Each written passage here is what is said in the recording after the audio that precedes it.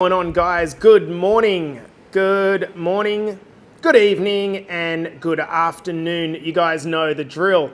We're coming in for another episode of the Better Body Academy podcast. Let's get stuck into another big session. As you're coming into this one live, guys, let us know. We're going to be kicking this podcast off in just over 2 minutes, and I've got a feeling this is going to get pretty deep. So if you're coming in, make sure you hashtag live if you come into this one live. And if you do watch the replay, get down into those comments and make sure that you hashtag replay so that I can see who's been here, who's leveling up, who's doing their thing. So team, how was the weekend? What's the scoop? How did everyone go? I want to congratulate some of our Better Body Academy clients that absolutely dominated their runs over the weekend. Congratulations to you legends. So freaking good. Well done. Guys like JC Nyes, guys like Nicky Boy. How are you, Nick? There were, Clint Guyett. Who else was running? JD Seal, who killed it. And I'm missing one person, and it's a bit embarrassing, but I'll come back to that. Guys, we're getting started in a minute and a half. So what's going on, team? Good morning, Sean. How are you, my legend? Sean, I appreciate the hell out of you, brother. You're such a dude. Matty Clark, good morning. Becoming very consistent, Matt. How are you, mate? Nicky Friend, who did I miss, Nick? I want to shout them out on the podcast to make sure that it is well regarded. Loz Taylor, what's going on, girl? Happy to have you in here this morning. Kenny is in here as well. What's going on, Kenny? Hayes, how are you guys? Cherie, what's going on, mate? I loved your post so freaking much into the group. So good, Cherie. You are absolutely killing it. Guys, we're getting started in 45 seconds. Was it Todd? What's going on, mate? Looking forward to seeing you in September, my brother. Hello, Tez. What's going on, my dude? Good evening, all. Couple of Facebook users that I didn't put the link there, so you can't click the restream thing, but that's all right. Hello, Lise. What's going on, girls?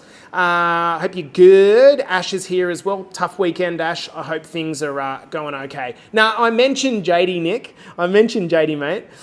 So the girls killing it. All right, team. So I think we are all about ready to get stuck into another episode of the podcast. We might just call it a little bit quicker than normal. So I think we are good and done. So let's get it moving.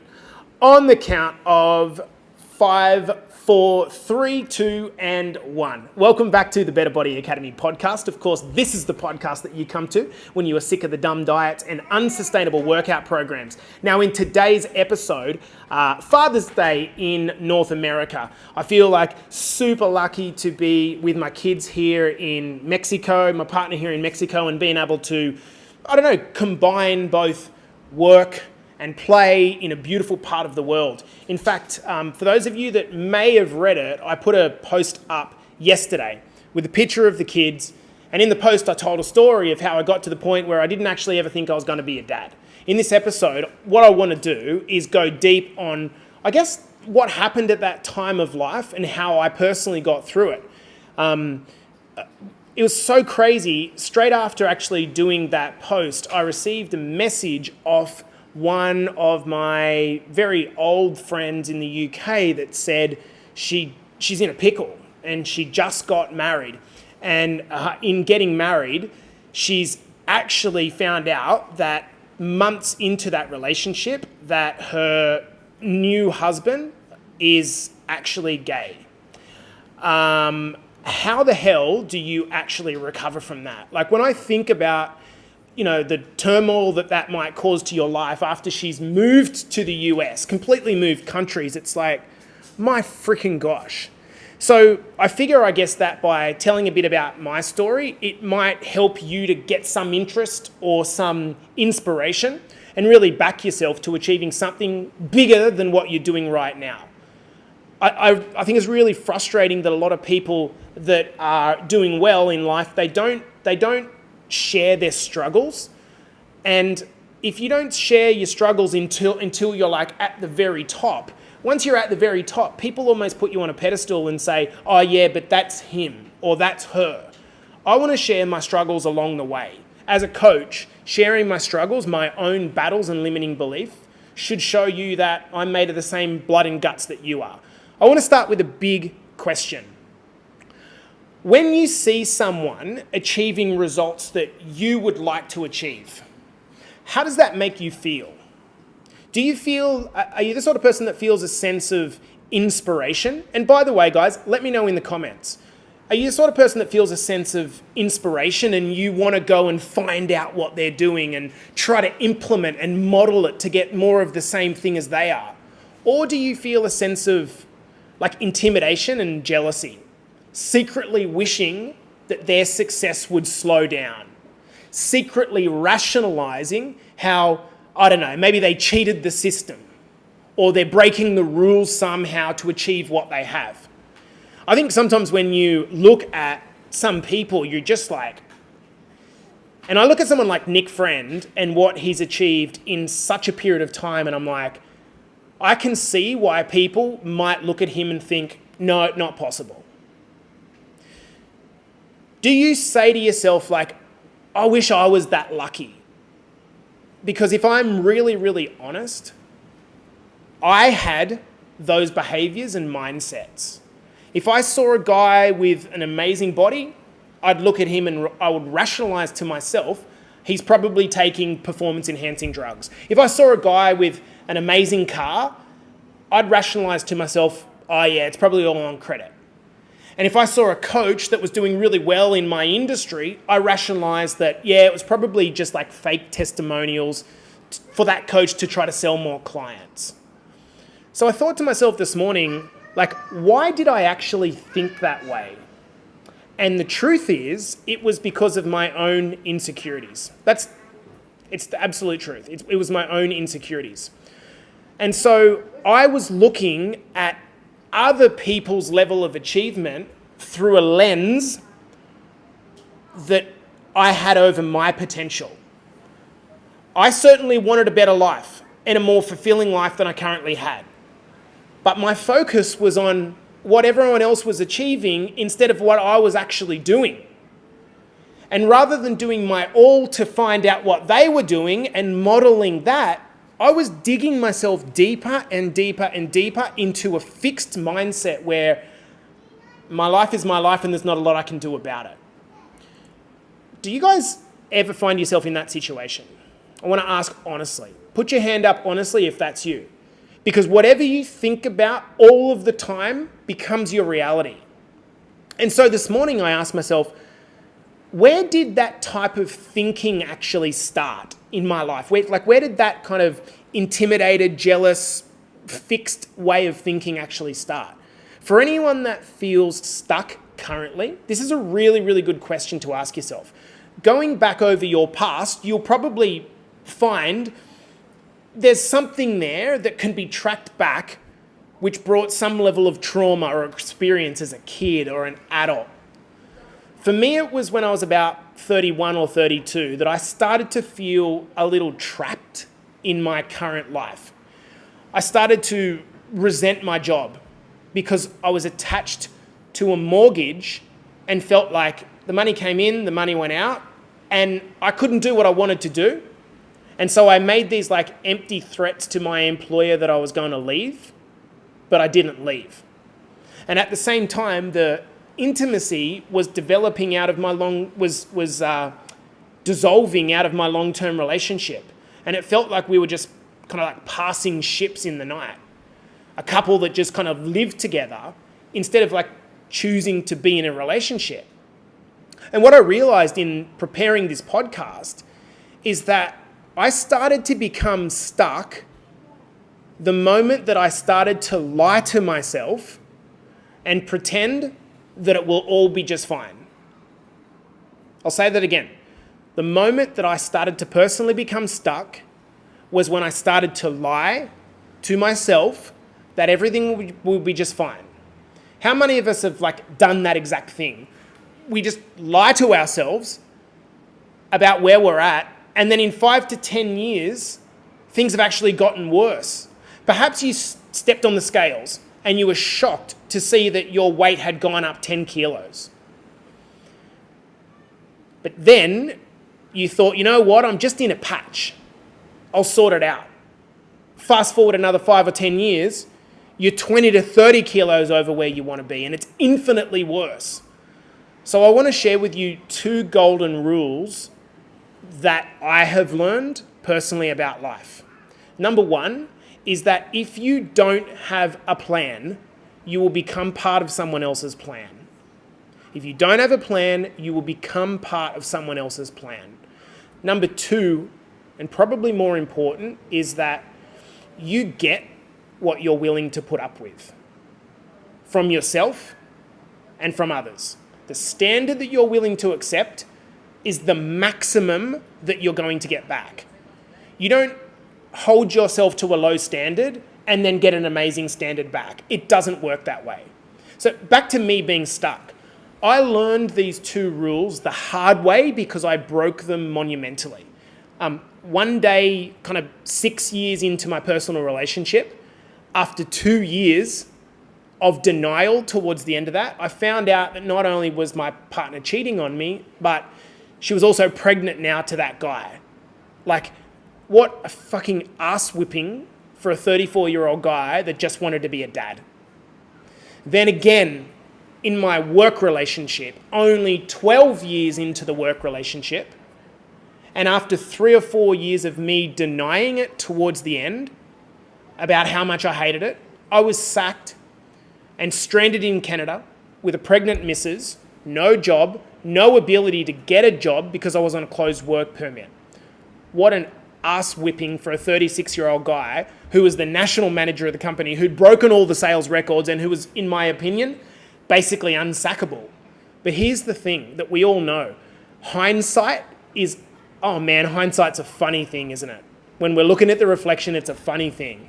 In both these relationships, my work relationship and my love relationship, there were numerous moments where I had the ability to make a different, more courageous decision and leave. But instead, what I did was chose to bury my head in the sand so fucking deep and tolerate the shit that I was getting and essentially become part of another person's plan. In fact, my best friend, I'll never forget it. She drove all the way from the Central Coast down to Sydney one morning to greet me. She was swimming in tears when she arrived to tell me that a mutual friend of ours had seen my partner and another dude holding hands at a hockey event. But I wouldn't believe it. Even though it come from my best friend, I wouldn't accept the truth. Like when I rationalized the dude with the nice body, or the guy with a nice car, or the coach with the amazing business, I denied the truth instead of being courageous and standing up and tolerated it. Instead, I found happiness in doing lines of cocaine with the boys on the weekend, which again was me lying to myself, pretending that pleasure is happiness. It's not.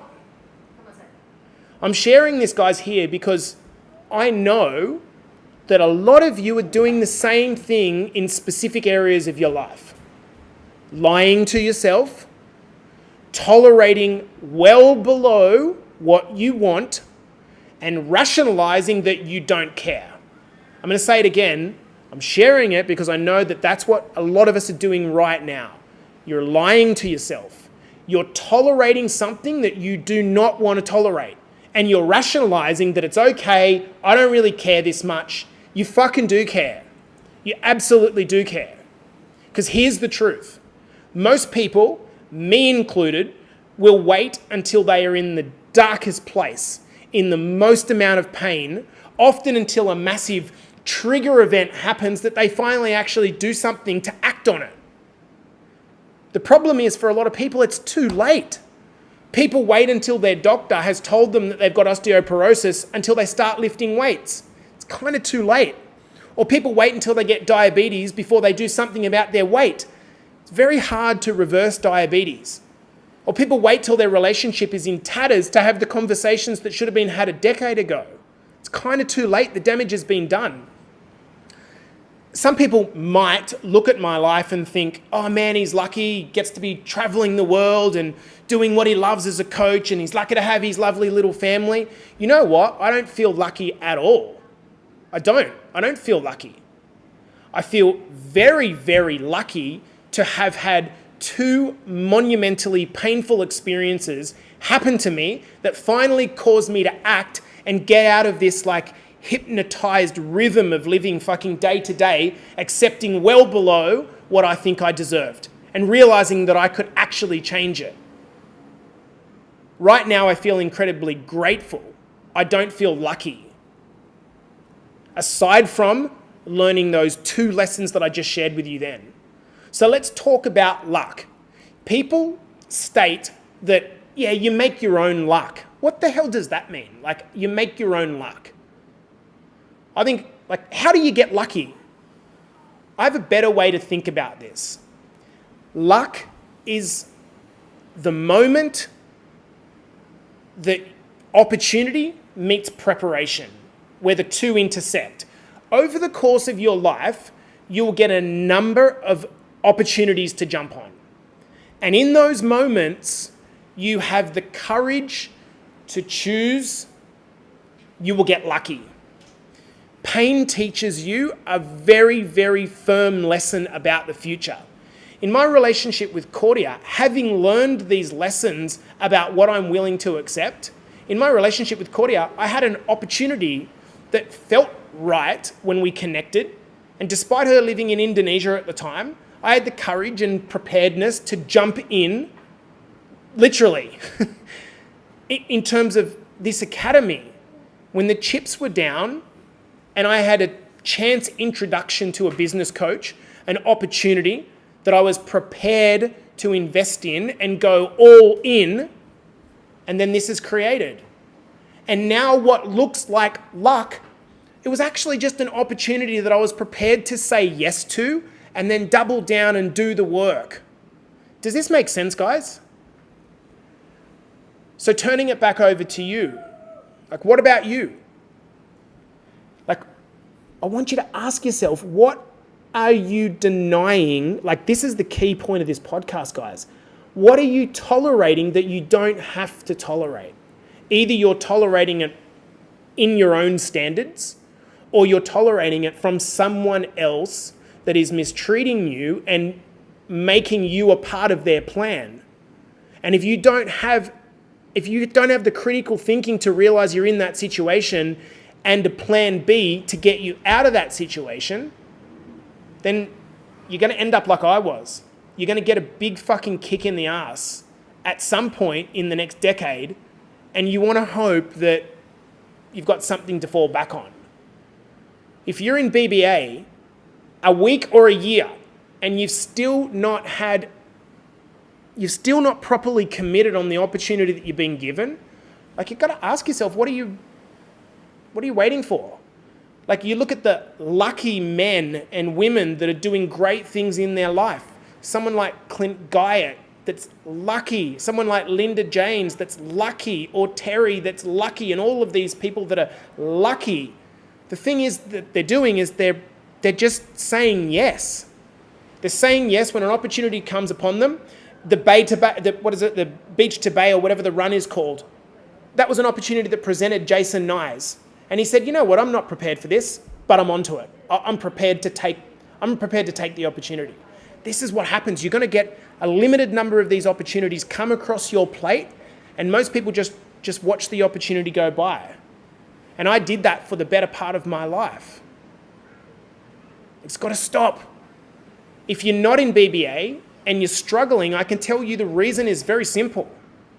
You don't have a plan, and you don't have anyone to help you implement a plan, even if you did. And right here is the flashing opportunity for you to say yes and create your luck. Does this make sense, guys? I hope this podcast gets you a little bit revved up for the week. And what I'd love for you to do is, just like following the podcast, just like ask yourself, what am I tolerating? It's a very simple question. What am I accepting?